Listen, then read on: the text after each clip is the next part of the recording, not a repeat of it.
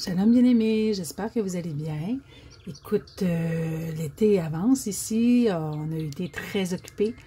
Pas eu d'inspiration pour de capsules vidéo, donc dans ce temps-là, je fais silence. Il y a des temps où un arbre porte du fruit, puis il y a des temps où il se repose. Puis c'est ce que Père fait avec ses enfants. Donc, ce matin, on va regarder ensemble qui est notre Rédempteur. Et on va aller voir les mots en abri. Pour ce matin, on va voir le mot Gal. Gamal, Halaf, Lamad. Et voilà. Parce qu'il y a différents mots en abri, en hébreu, qui représentent le mot Rédempteur. Puis c'est quoi un Rédempteur? Puis on va aller voir ensemble à travers les lettres pictographes aussi et les racines. Et là, comme je disais, le mot Gahal, qui est rédempteur, mais qui est aussi racheté, droit de rachat, délivré, affranchir, libérateur. Et est composé de 3 lettres, 3 pictogrammes, le Gamal, le Halap et le Lamad. Le Gamal représente un pied de chameau, le Halap une tête de bœuf et le Lamad un bâton de berger ou de souverain. OK. Oups. On va aller voir en premier les racines et les strong. OK. Ça fait longtemps que je n'ai pas fait de capsule, il faut que je me remette dedans. Donc, le strong pour le mot Gaal, c'est 13,50. On va aller voir rapidement. Là, je ne donnerai pas tous les mots parce que sinon, ce serait trop long parce qu'on a beaucoup de matériel. Donc, le mot Gaal, c'est racheter, venger, mais on pourrait... Ils ont mis ça comme terme, mais le terme plus précis serait récupérer, quelque chose qu'on a perdu. C'est le vengeur de sang, mais c'est récupérer une personne que tu as perdue. Par la mort ou parce qu'il est devenu il a été acheté par quelqu'un d'autre, parce qu'on parle d'esclavage. Racheter de l'esclavage, racheter étant Yahuwah le Rédempteur, les individus de la mort, être racheté. Quand on parle de rédemption, on va aller voir des synonymes du mot rédimer. Hein, quand on parle de rédimer quelqu'un, on le rachète, on le sauve, délivrer, restreindre, affranchir, libérer. Ce sont des synonymes pour nous aider à comprendre ce que c'est le mot rédimer ou rédempteur. OK, on va aller voir les racines abri. J'ai oublié de l'écrire, c'est selon la grammaire d'Antoine Fabre de Livet. Parce que dans mes capsules, j'aime aller voir non seulement les écritures, mais aussi la grammaire, qui vont nous donner des clés de compréhension parce qu'on a perdu la signification des mots initiales, originales des écritures. Okay, à travers les traductions de traduction, on est parti de l'abri, puis on l'a en araméen, en grec, en latin, et là, on a perdu vraiment la signification plus profonde des mots, et en même temps, ça nous aide à comprendre qui est notre Père.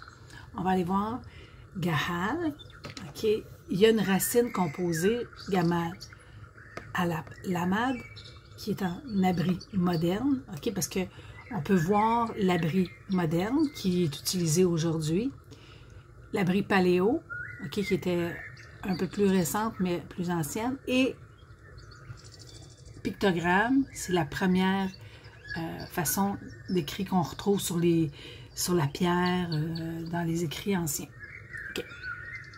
Il y avait une manière de communiquer par des images, comme un enfant, hein, quand on ne sait pas comment communiquer quelque chose, on va faire un dessin. Bon, ben on va dessiner une pomme pour montrer que c'est une pomme. Un dessin parle, une image vaut 1000 mots, hein, comme on dirait. Donc, la racine composée est toute idée de libération, de rédemption, d'élargissement, de relâchement de liens, hein, comme un prisonnier qu'on libère, un esclave qu'on affranchit. La vengeance d'une offense ou la comme on dit tantôt, la récupération, la réparation d'une offense, et par métaphore de l'idée de relâchement, un abus, une pollution. Donc, on va aller voir, comme je disais tantôt, je préfère le mot récupération ou, tu sais, vengeance, plutôt une punition pour celui-là qui a fait le mal. Vengeance, tu sais, Père veut pas qu'on se venge, fait que je le vois mal, lui, faire quelque chose qu'il nous demande de ne pas faire. Fait que c'est ça. Les traducteurs qui n'avaient probablement pas la pensée du Père ont mal perçu sa pensée. Probablement pas, j'ose pas dire que c'était méchamment, mais en tout cas, c'est eux qui rendront compte à notre Père. Bon, on va aller voir la lettre Lamad, okay, qui nous intéresse dans ce mot. Le Lamad, ce caractère appartient qualité de consonne à la touche linguale. Comme image symbolique, il représente le bras de l'homme, l'aile de l'oiseau, tout ce qui s'étend, se lève, se déploie, le déploiement. Employé comme signe grammatical, il est le signe du mouvement expansif et s'applique à toutes les idées d'extension, d'élévation, d'occupation, de possession. OK, moi j'ai retenu surtout occupation et possession. C'est en hébreu l'article directif exprimant ainsi que j'ai expliqué dans ma grammaire entre les noms ou entre les actions, un mouvement de réunion, de dépendance, de possession et de coïncidence. Dans le cas, on nous parle de rédemption, on va aller voir, on va penser plus à ce qu'est la possession. Posséder quelque chose. Pourquoi? Parce qu'on va aller voir la lettre Gamal, le Strong 1580, cette lettre-là. La lettre Gamal, c'est une lettre de l'alphabet. C'est la troisième lettre de l'alphabet, de l'alphabet hébreu. On devrait dire alphabet, la première lettre, alaph, bête, la deuxième, alphabet, qui est en alphabet le mot grec pour alphabet. Donc, Gamal se dit de traiter, de récompenser, de sevrer un enfant, d'amener à maturité. Ça veut aussi dire chameau. OK, on va aller voir avant de continuer parce que je veux montrer. Gamal veut aussi dire chameau. C'est de là le pied de chameau. OK? Comme propriété, comme bête de somme pour le monter, interdit pour se nourrir. OK? Puis ça vient apparemment de Gamal 1580, qui est celui qu'on est en train de regarder. Donc ici, Gamal, on a vu ça. Parfait. Là, je veux qu'on regarde ensemble traiter, parce que c'est ce qui ressortait dans mon cœur. Je vais y aller avec ce que j'ai dans mon cœur. C'est sûr que l'étude pourrait, juste sur ce mot-là, pourrait durer des heures. Mais je vais aller avec ce qui est déposé en moi. Je ne peux pas vous donner ce que Père n'a pas déposé dans mon cœur. Donc, traiter, son synonyme, c'est conclure, négocier, acheter, faire affaire. Un exemple de traitement favorable ou non. Okay? On va traiter une affaire. Et dans le cas de Gahal, c'est quelque chose de légal. C'est un rachat de quelque chose qui nous appartenait, qui nous a été pris, qu'on a perdu. Donc, on va aller voir, on a vu la lettre Gamal. Maintenant, on va aller voir la racine Hal. OK? Si on pense au titre honorifique Halahim, qu'on traduit Elohim, mais le véritable terme, c'est Alahim, qui commence par le halap et non pas par un E. J'aime pas, si on a changé les lettres, puis on a mis des voyelles, mais la lettre E n'existe même pas en hébreu. Je ne sais pas pourquoi ils ont mis une lettre E. Je ne suis pas là pour enseigner la grammaire non plus. Moi, c'est pour découvrir en profondeur le sens de la rédemption. Donc, le hal, qui est un diminutif de halahim, c'est pour puissant. Okay?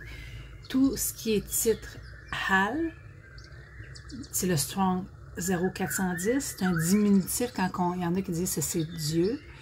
je ne sais pas d'où ça a été tiré, mais on parle de divinité. Mais le véritable titre honorifique pour notre père, c'est Alahim, qui est un puissant dirigeant ou un puissant père. Okay? Donc, ça peut être un homme puissant, de haut rang, un héros, des messagers. Yahuwah lui-même, okay? C'est son titre honorifique. Les choses puissantes de la nature, la force, la puissance. Okay? Parce que souvent, ça a une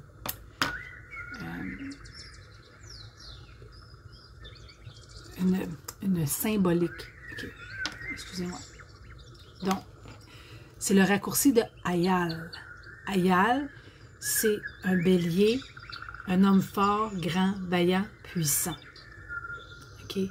Un arbre puissant, des térébintes, un chêne. De là que Père, souvent dans les Écritures, quand il veut parler de puissance, il veut parler de force, il va utiliser des arbres comme le chêne ou le térébinthe parce que c'est des arbres qui sont forts, ils sont bien enracinés. Donc, on continue. Ça vient du mot Haül.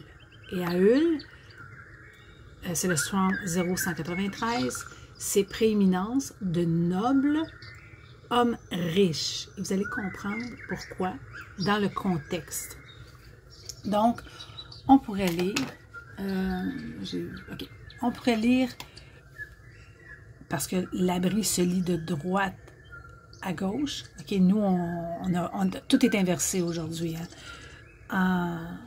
Dans notre langue, le français, on lit Gaal, mais dans le fond, en abri devrait être lu comme ça.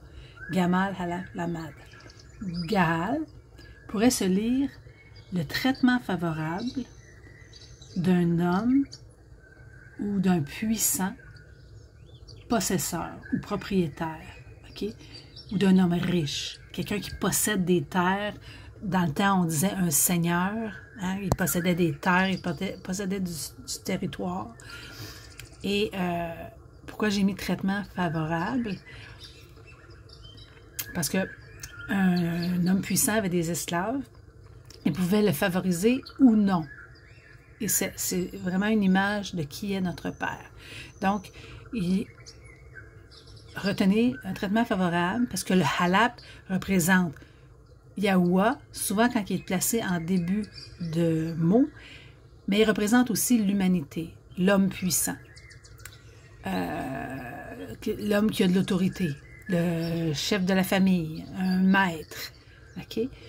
Et le lamad représente le bâton de berger, comme on a vu, c'est diriger, enseigner, apprendre, mais c'est aussi protecteur. Je ne l'ai pas mis dans le sens que celui qui a bâton protecteur, celui qui a qui est souverain. Comme on dit, un bâton royal, un sceptre royal. C'est pour ça que j'ai mis cette image-là, j'aimais beaucoup parce que ça représente Boaz, qui était propriétaire, et Ruth, qui était de sa parenté, qui est devenue éventuellement son épouse. On va aller voir son histoire. Donc, on pourrait dire encore un traitement favorable d'un homme puissant ou d'un homme riche, d'un propriétaire, d'un seigneur. OK. Donc, on va aller voir c'est quoi le droit de rachat avant de continuer dans les Écritures. Dans Huikra, Lévitique 25, 39, 30, 55, je ne vous le lirai pas complètement parce que ce serait trop long, mais on va retenir, on va lire le verset 46-47.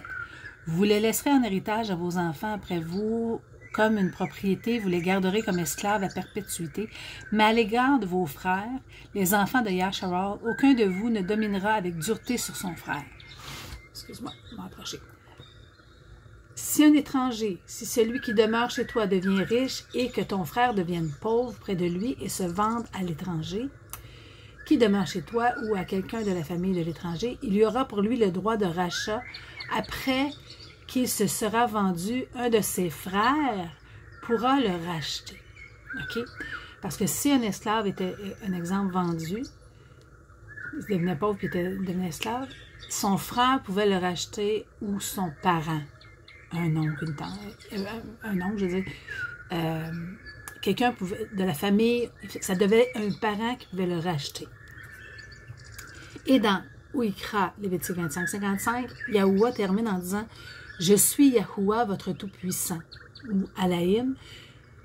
Tout-Puissant peut aussi vouloir dire parent collectif.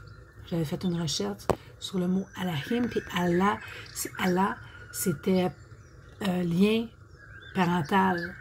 Puis Him, la terminaison Him veut dire collectif ou ensemble, plusieurs, deux. Donc, ça peut le titre, moi, je trouve que Notre Père, c'est... On ne peut pas se tromper. Si je dirais Yahweh, notre Père, je ne me trompe pas. Okay? Car c'est de moi que les enfants de Yasharal sont esclaves. Ce sont mes esclaves que j'ai fait sortir du pays de Matzraïm. OK, j'aurais pu le changer. Le vrai terme pour Égypte, c'est Matzraïm. Je suis Yahuwah, votre Tout-Puissant, ou votre Alahim. Hein? Comme on dit tantôt, Al, on rajoute le la vie qui est le Ha et Im qui est collectif. Votre Tout-Puissant. Maintenant, on va aller voir dans les Écritures. L'histoire de... Attends. Dans le rachat, je vais pas me tromper. OK.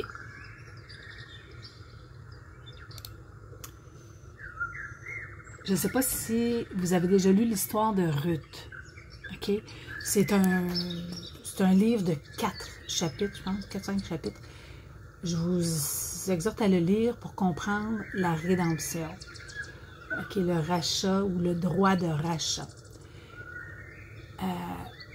Ruth était l'épouse. Attends, j'ai écrit ça. On va aller voir ici avant. OK.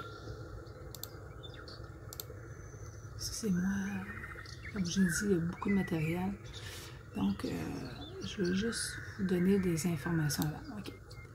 Ruth était par alliance et avait épousé, voyons son nom.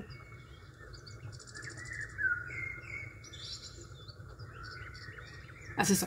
Elle était la belle-fille de Halamalek. Halamalek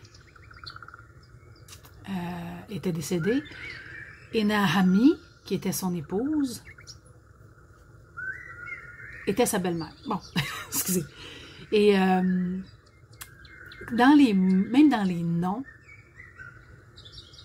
il n'y a pas de nom qui est par hasard dans les Écritures. Halamalek veut dire le tout-puissant souverain. Okay? Mahami, qui est la belle-mère, veut dire ma faveur. Bahaz, si on le décortiquait, OK, on ne fera pas une étude là-dessus, c'est pour ça que je vous dis que je l'ai déjà décortiqué. C'est celui qui voit le fruit. Le Beit, le Hayan et le Zayan. C'est la maison où celui qui voit le travail. OK, Bahaz a vu le travail, a favorisé Ruth. OK? Et si on comprend le livre de Ruth, chaque nom, c'est ça. Je vais aller vous dire rapidement, chaque nom, il est important, car il révèle beaucoup de secrets.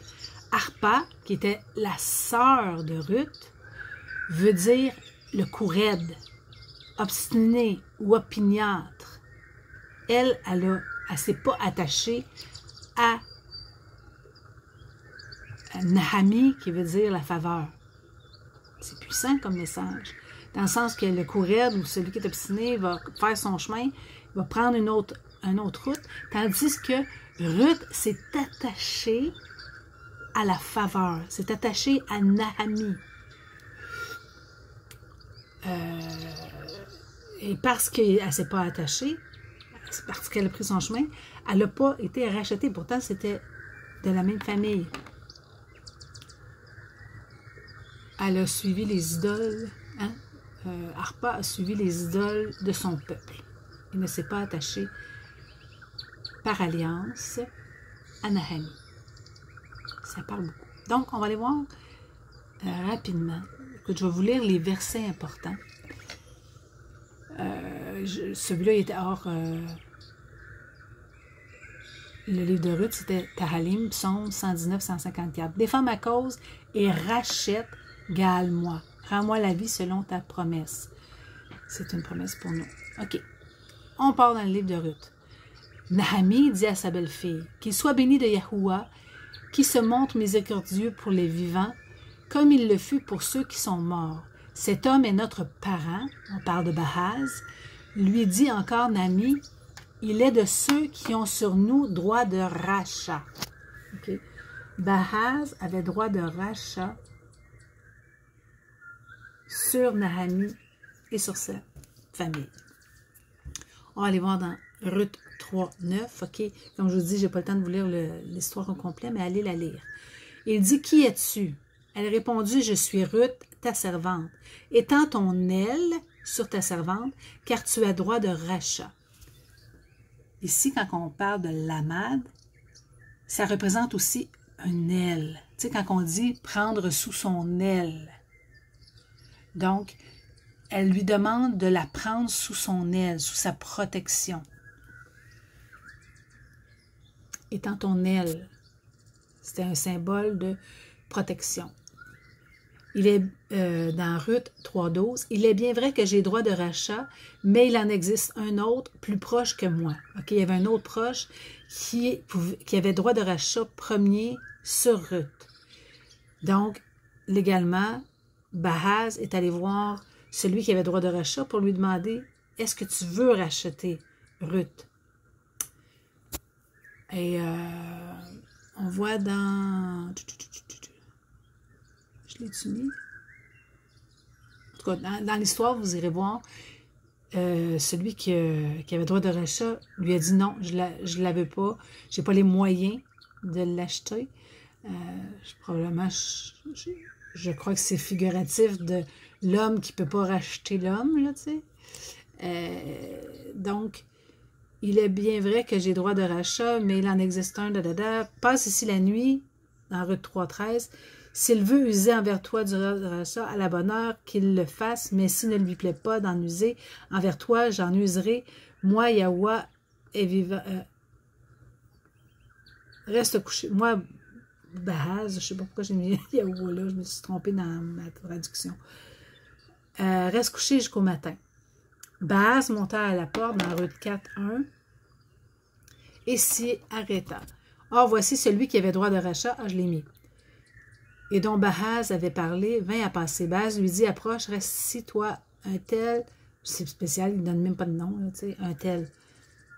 C'est comme si ça n'a pas d'importance dans l'histoire, parce que justement, c'est pas le principe que Père veut nous faire comprendre. Et il s'approcha et s'arrêta. Puis il dit à celui qui avait droit de rachat, Naomi, revenu du pays de Moab, a vendu la pièce de terre qui appartenait à notre frère Al-Malek. Al-Malek, qui dit Elimelech, mais Al-Malek, quand tu comprends que Al, c'est le puissant, puis Malak, c'est souverain, ça prend tout son sens, OK? J'ai cru devoir t'en informer et te dire, acquiers-la en présence des habitants et en présence des anciens de mon peuple. Si tu veux racheter, rachète, mais si tu ne veux pas, déclare-le-moi afin que je le sache, car il n'y a personne avant toi qui ait le droit de rachat. Tu sais, je vous ai mis Gahal à chaque fois que c'est ce mot abri-là qui est là. Et je l'ai après toi. Et il répondit, je rachèterai. Sur le coup, il dit qu'il va racheter. Et celui qui avait le droit de rachat répondit, je ne puis pas racheter pour mon compte, crains de détruire mon héritage. Prends pour toi mon droit de rachat, car je ne puis pas racheter. Ruth 4.6. Celui qui avait droit de rachat dit donc à Bahaz, acquiert pour ton compte, et il ôta son soulier. Okay? Dans ce temps-là, il faisait ce geste-là comme symbole d'alliance. Dans le sens, pas symbole d'alliance, mais signature de l'entente. Okay? C'est une entente légale. Les femmes dirent à Naomi, béni soit Yahuwah, qui ne t'a point laissé manquer aujourd'hui d'un homme ayant droit de rachat, et dont le nom sera célébré en Yasharal. C'est-tu Bahaz? Qu'est-ce que j'ai mal... Je suis tellement habituée de... C'est béni soit Bahaz, OK? Bon. Fait que là, on a compris. J'espère que j'ai réussi à vous faire comprendre qu'est-ce que le droit de rachat. OK, un droit de rachat, je vais aller vous montrer à la fin, je l'avais mis. OK. L'hébreu Gahal était à l'origine un concept juridique du domaine de la famille avec la signification récupérer une personne ou une chose, la détacher, la rendre libre en français, la relâcher. OK, un esclave. On parlait de racheter ou récupérer une maison, des objets qui avaient été voués à Yahweh, de libérer quelqu'un tombé en esclavage, le rachat d'une veuve. Okay? Comme là, c'est le cas. Okay? Ruth était veuve, puis Boaz était de son parent qui avait le droit de la racheter. On va aller voir maintenant, c'est qui notre Rédempteur.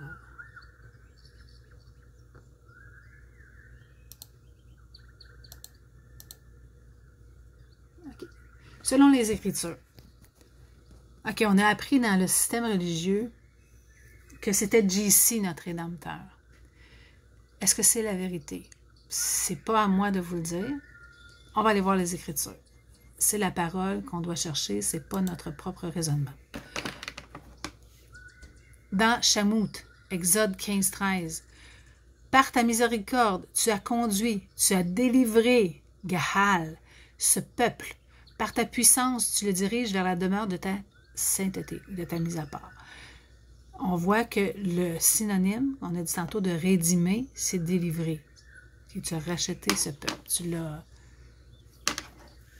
Dans Lamentation 3,58, Yahuwah, tu as défendu la cause de mon être, tu as racheté ma vie. Quand on parle d'acheter quelque chose, OK, si on regarde dans le livre de Husha, je ne suis pas allée dans le livre de Husha parce que là, ça aurait été trop long, mais le livre qu'on appelle Osée, Husha avait... Yahweh lui demandait d'épouser une prostituée. Et la prostituée, la femme, allait auprès de ses amants. Et un de ses amants l'a vendu en tant qu'esclave. Et Husha a racheté son épouse parce qu'elle avait été vendue en esclavage. C'est une image de Yahweh avec son épouse, son peuple, okay, qui se prostitue, qui va auprès de ses idoles, qui va auprès de ses amants. Et Yahweh a dit à Husha, qui est le même nom que Yahusha, okay, quand on parle du nom du Messie, Yahusha, qui veut dire la manifestation de la délivrance. Husha veut dire délivrance. Donc, le livre d'Husha, d'Osée, ça devient ardu, hein, j'ai bien des noms, c'est une image de notre rédemption aussi. Mais juste le livre d'Husha serait une étude en soi.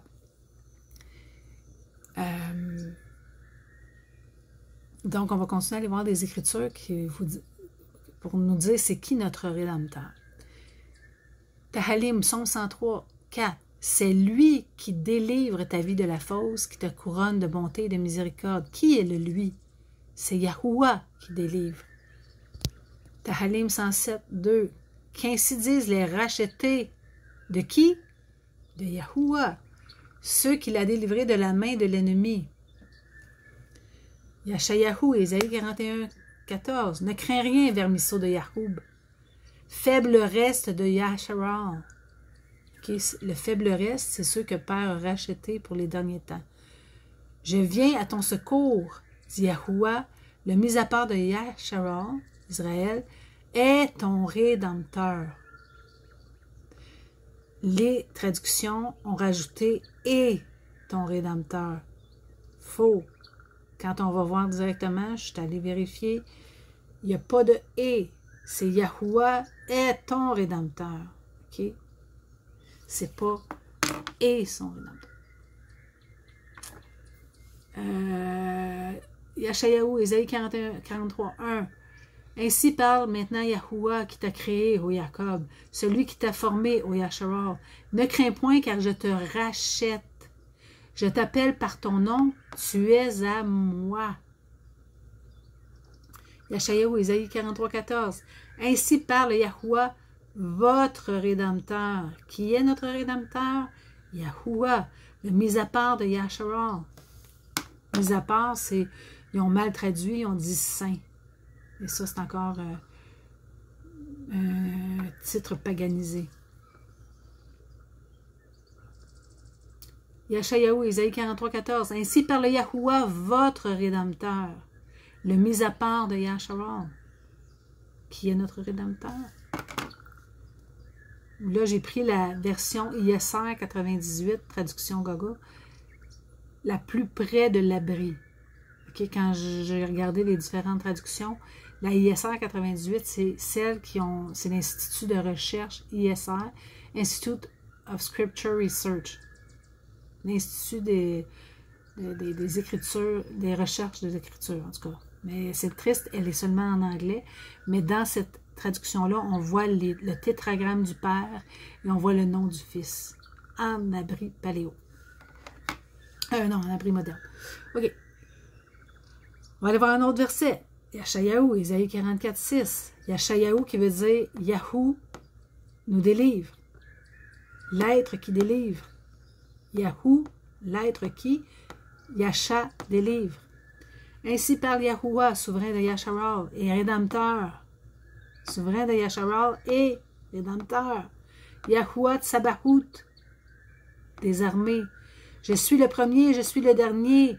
Et hors de moi, il n'y a point d'Alahim ou de tout-puissant. Il n'y a point de père.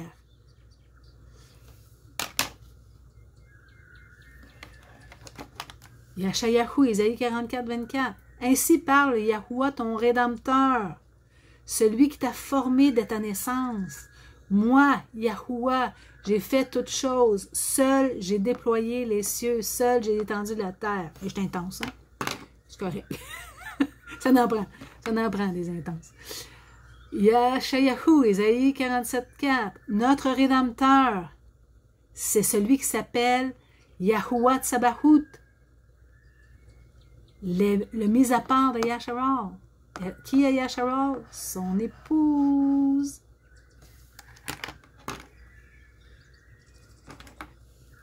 Yashayahu, Ésaïe 48, 17. Ainsi parle Yahuwah, ton Rédempteur, le mis à part de Yasharal. Moi, Yahuwah, ton Alahim, je t'instruis pour ton bien, je te conduis dans la voie que tu dois suivre. Je vous en donne parce que, d'un coup que vous ne me croirez pas, mais c'est des Écritures qu'il faut croire. C'est pas moi. Yashayahu, Ésaïe 52, 3.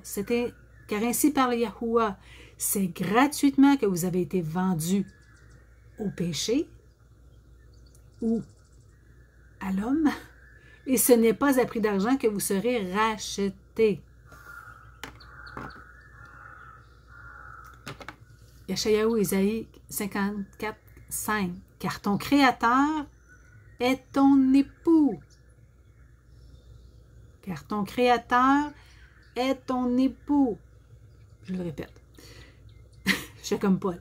Yahuwah Tsabaout est son nom. Yahuwah des armées est son nom. Et ton Rédempteur est le mis à part de Yasharal. Il se nomme Alahim de toute la terre. Il se nomme Tout-Puissant de toute la terre.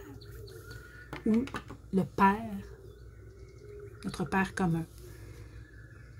OK. Yashayahu, Ésaïe 54, 8. Dans un instant de colère, je t'avais un moment dérobé ma face. Il parle à son épouse.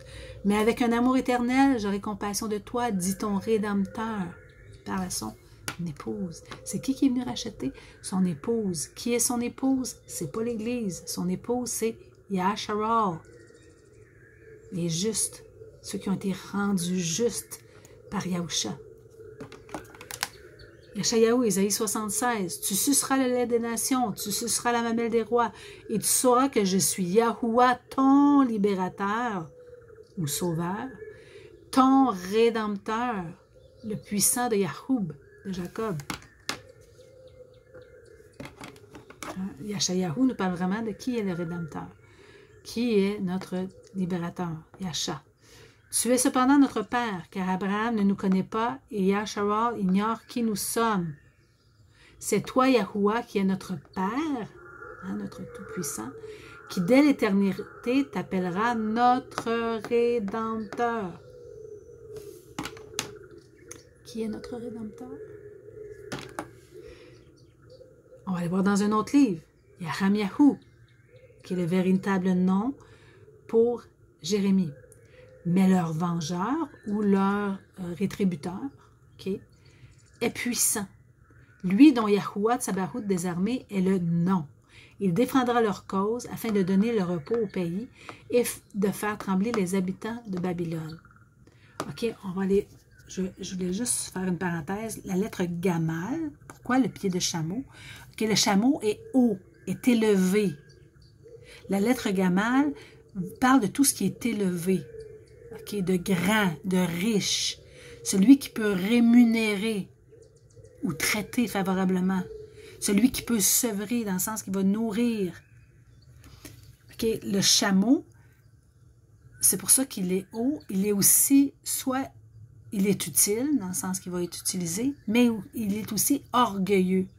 Il représente l'orgueil. Fait que tout ce qui est grand, riche, élevé, soit que ça représente Yahuwah ou un souverain élevé, ou que ça représente quelqu'un qui s'élève lui-même, un orgueilleux. OK? Fait que si vous pouvez vous retenir par rapport au chameau, il y en a qui disent hein, c'est quoi le symbolique du chameau? Ça symbolise tout ce qui est élevé, ce qui est grand, ce qui nourrit. OK? Sevrer à la mamelle, il sevre. Mais celui qui est riche, dans le fond, il prend le rôle de nourrir ses esclaves. Hein? C'est pas juste de les utiliser. OK, c'était son. On va aller voir encore dans un autre livre. Lamentation 358. Maître, tu as défendu la cause de mon être, tu as racheté ma vie. On va aller voir maintenant dans l'Alliance renouvelée, ce qu'on appelle le Nouveau Testament, ou dans l'Alliance nouvelle. Luc 1, 68, 80. Béni soit Yahuwah Elohim de Yasharal, car il a regardé et a opéré la rédemption de son peuple, et il nous a suscité une corne de délivrance dans la maison de son serviteur Daoud. Comme il a dit par la bouche de ses prophètes, mis à part, dès le temps ancien, délivrance de nos ennemis. Attends, mon toutou va aller faire pipi, je reviens. OK. Toutes mes excuses, je suis allée faire pipi à mon chien, il faut que je revienne. OK, là, il parle. J'ai écrit Yaousha, je me suis trompée ici, c'est pas Yaousha.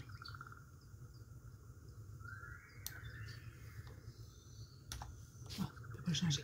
OK, c'est Yahukanan, qui est Jean-Baptiste, Jean l'immerseur. Tu seras appelé prophète du Très-Haut, car tu marcheras devant la face de Yahuwah pour préparer ses voies, pour donner à son peuple la connaissance de la délivrance, par le pardon des péchés, par la tendre compassion de notre Alahim, avec laquelle l'aube d'en haut nous a regardés pour éclairer la lumière du monde, pour guider nos pas sur le chemin de la paix.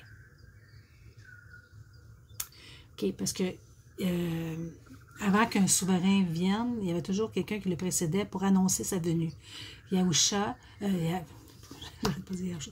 Yahukanan, Jean l'immerseur, a précédé Yahuwah, parce que Yahuwah est venu en Yahusha, réconciliant le monde avec lui-même. Okay? Il était le parent qui pouvait nous racheter. Et Yahusha était le frère. Tantôt, on a parlé qu'un frère pourrait racheter son frère. Yahuwah a passé par notre frère pour nous racheter. Okay? Il fallait que ce soit un parent. Père ne fait rien contre sa propre parole. Il a dit qu'un frère pouvait racheter un frère. Donc, il n'a pas pris n'importe qui. Yahusha est devenu fils du Très-Haut et il a pu racheter l'humanité. Mais c'est pas lui le rédempteur. Il était rédempteur dans le sens qu'il était libérateur. Il a libéré ses frères. Mais c'est au nom du Père. Attends, j'avais-tu terminé? Non.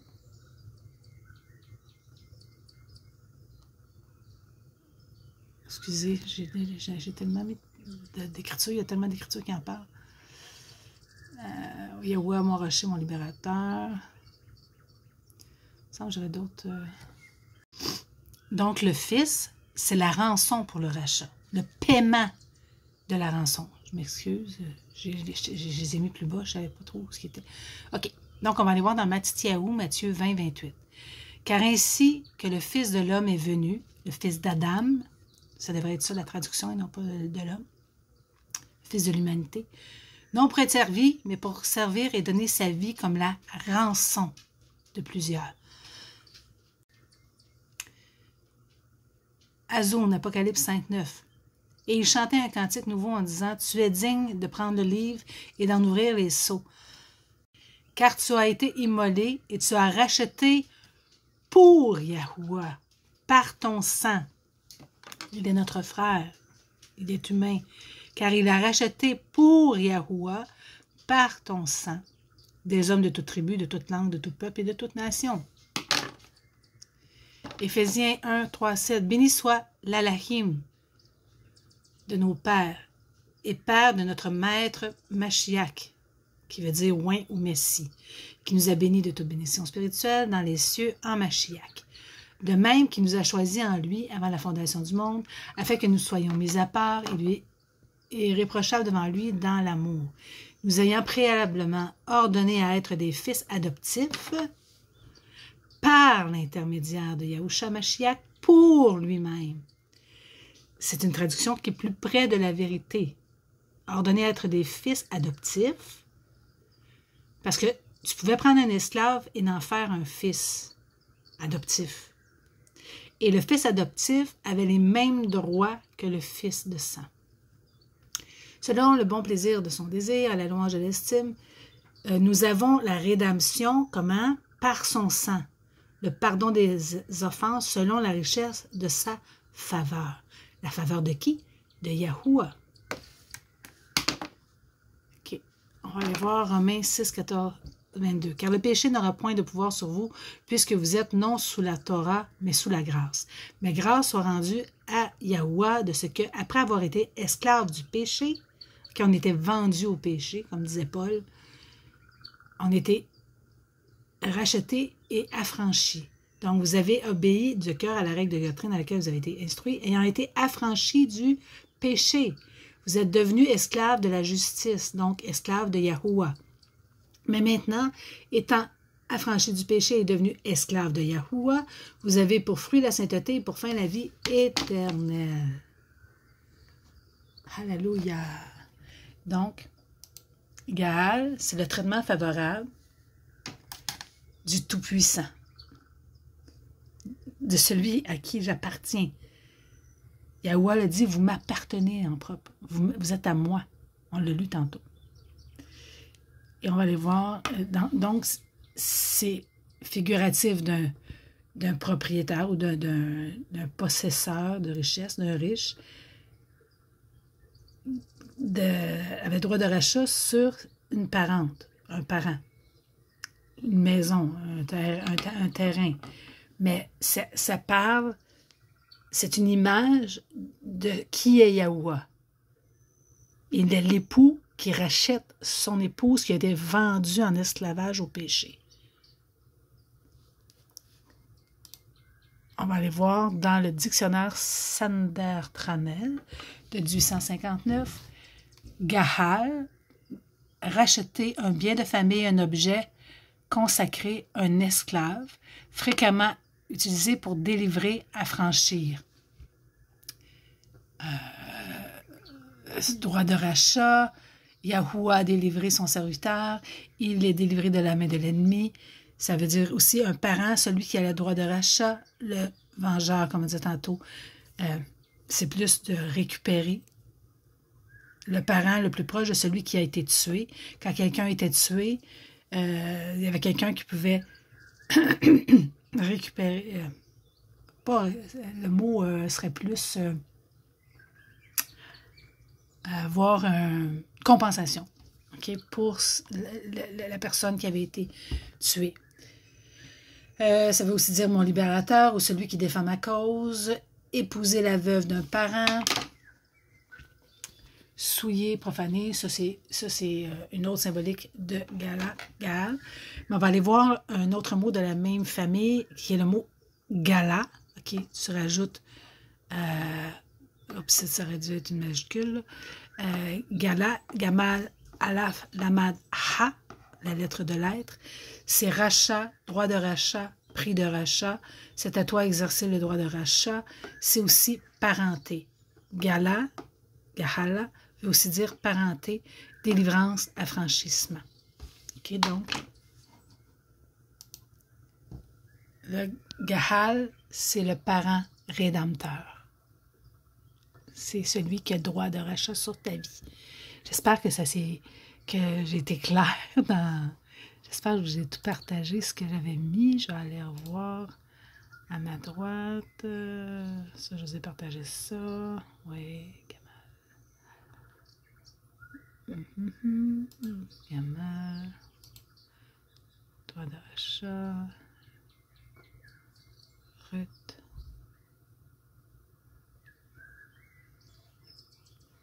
Écoute, il y avait tellement d'écritures qui parlaient que Yahweh était notre Rédempteur que je ne les ai pas toutes mis.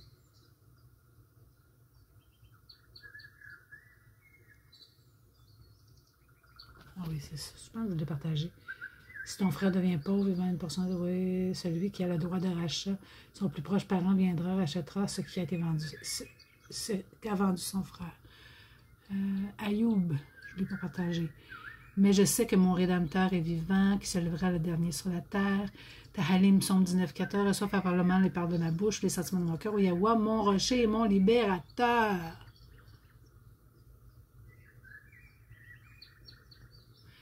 Tahalim 77, 16, par ton bras. On sait que le bras de Yahuwah, c'est Yahusha. Ton peuple, les fils de Jacob et de Joseph. Tahalim 78, 35. Ils se souvenaient que Yahuwah était le rocher, que l'Alahim très haut était leur libérateur. Tahalim 106, 10. Il les sauva de la main de celui qui les haïssait. Il les délivra, Gahal, de la main de l'ennemi. Tahalim, psaume 119, 154, défends ma cause, rachète-moi, rends-moi la vie selon ta promesse. Machli, car leur vengeur ou leur rétributeur est puissant, il défendra leur cause. Donc, c'était d'autres écritures, mais vous pouvez faire votre propre recherche. Mais on a une première réponse. Qui est notre Rédempteur? Je pourrais écrire en gros. Au travers Yahusha, par Yahusha, qui est le frère qui rachète ses frères humains. On va aller voir dans un dernier lexique, le lexique ancien hébreu, abri, Gamal, Halap, Lamad, racheter, restaurer en un dans sa position d'origine ou venger sa mort. Au participe, ce verbe signifie vengeur, mais comme on a vu tantôt, c'est pas la bonne traduction, car c'est le rôle du parent le plus proche de racheter quelqu'un en esclavage ou de venger son meurtre. Et Gala veut dire rédemption, un acte de rachat ou d'expiation pour une faute ou une erreur ou l'état d'être racheté. Donc, souvenez-vous, Gamal, Halap, Lamad, le traitement favorable d'un puissant propriétaire, d'un puissant riche. Hein? Yahweh est riche. De riche qu'il était, il s'est fait pauvre, il s'est mis dans notre position à travers le Fils. Il a pu compatir à notre faiblesse parce qu'il s'est mis en Yahusha dans une position à laquelle il pouvait venir nous racheter. Parce que beaucoup disent que Yahweh et Yahusha, c'est une façon de le voir, mais c'est pas la... C'est Yahweh était en Yahusha, comme il l'est aujourd'hui dans ses fils et ses filles. Il a besoin d'une habitation pour être sur la terre, parce qu'il est souffle de vie, il est esprit. Donc, pour se manifester, pour manifester son amour, pour manifester sa faveur, sa grâce, il a besoin d'un vaisseau, il a besoin d'une habitation qui est notre corps et par lequel il peut agir. Donc, il était en Yahusha réconciliant le monde avec lui-même et nous racheta, nous libéra, nous délivra de l'esclavage du péché. Je n'ai pas écrit le verset, mais il faut que je vous en laisse à chercher. Donc, je vous embrasse. N'hésitez pas d'écrire en commentaire des versets qui vous ont parlé, des ajouts. Écoute, on est là pour s'aider à saisir, à comprendre. Donc, n'hésitez pas. Ça me fait plaisir de parler avec vous autres. Ça me fait plaisir de partager avec vous nos découvertes sur notre Père et notre bienveillant frère Yahusha Hamashiach, celui qui a été oint pour nous, racheté par le sang sur le bois. C'est le paiement de la dette, de notre culpabilité. Et en lui, il n'y a plus de culpabilité, il n'y a plus de condamnation. On est rendu libre, complètement libre du péché. Je vous embrasse, je vous aime. À la prochaine.